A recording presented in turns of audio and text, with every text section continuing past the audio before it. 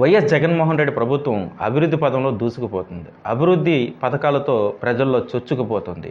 కొత్త పథకాలతో దూసుకుపోతుంది. ఇలాంటి పదాలు, ఇలాంటి వాక్యాలు ఇంతవరకు మనం ఎక్కడ వినలేదు. కానీ వైఎస్ఆర్ ప్రభుత్వంలో ఉన్నటువంటి నాయకులు కానీ, జగన్మోహన్ రెడ్డి కానీ కొత్త పథకాలను ఇంట్రడ్యూస్ చేస్తున్నారు. అలాంటివి ఏమిటంటే గ్రామ సచివాలయాల నిర్మాణాలు, ఆర్బీకేలు నిర్మాణాలు, డిజిటల్ లైబ్రరీలు, వైఎస్ఆర్ ఆరోగ్య కేంద్రాలు, బల్క్ మిల్క్ కూలింగ్ కేంద్రాలు, ఇలాంటివన్నీ కొత్త పేర్లతో కొత్త నిర్మాణాలు చేపడుతున్నామని చెప్పారు. చాలా మంచిది, స్వాగతిద్దాం. ఎందుకంటే మన గ్రామంలో ఇలాంటి కొత్త భవనాలు వస్తే అందరికీ మంచిదే. కానీ ఇది మన అభిప్రాయం. కానీ ఆ భవనాలు కట్టిన వాళ్ళు, కడుతున్న వాళ్ళ బాధలు అంత ఇంత కాదు.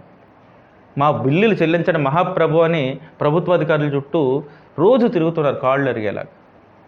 ప్రభుత్వం భవనాలు అయితే నిర్మించడానికి ఆర్డర్స్ ఇస్తుంది, కానీ ఆ నిర్మించిన వాళ్ళకి బిల్లులు మాత్రం చెల్లించట్లేదు. ఒక ఎన్టీఆర్ జిల్లాలోనే 100 కోట్ల రూపాయలు పెండింగ్ ఉందంటే, బకాయిలు ఉన్నాయంటే ప్రభుత్వం నుంచి, రాష్ట్ర వ్యాప్తంగా 26 జిల్లాల్లో ఎన్ని వందల కోట్ల రూపాయలు పెండింగ్ ఉంటుంది. ఇలాంటి భవన నిర్మాణాలన్నీ కూడా ఒక మిడిల్ క్లాస్ కాంట్రాక్టర్లు మాత్రమే కడుతూ ఉంటారు. పెద్దోళ్ళు ఇలాంటి వాటికి రారు. ఆ గ్రామంలో ఉన్నటువంటి సర్పంచో, ఉప సర్పంచో, లేదంటే ఆ ఊళ్ళో ఉన్నటువంటి కొంచెం డబ్బు కలిగిన వ్యక్తులు, లేదంటే మెంబర్లు, వార్డు మెంబర్లు, లేదంటే రాజ్యాంగేతర శక్తులు ఎవరో దాన్ని కాంట్రాక్ట్ తీసుకుని కడుతూ ఉంటారు. వాళ్ళ దగ్గర ఉన్న కొద్దిపాటి 5 లక్షలు, 10 లక్షలు, 20 లక్షలు అందులో పెట్టుబడి పెట్టి నిర్మాణాన్ని మొదలు పెడతారు. కొన్ని చోట్ల అప్పులు తీసుకొచ్చి కడతారు, కొంతమంది వడ్డీలకు కూడా తీసుకొచ్చి కడుతూ ఉన్నారు.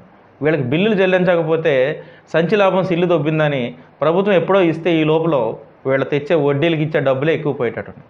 ప్రభుత్వాన్ని, జగన్మోహన్ రెడ్డిని తిట్టలేని, అడగలేని చాలామంది సామాన్యులు, అతి సామాన్యులు బిల్లులు చెల్లించమని అధికారులను వేడుకుంటున్నారు.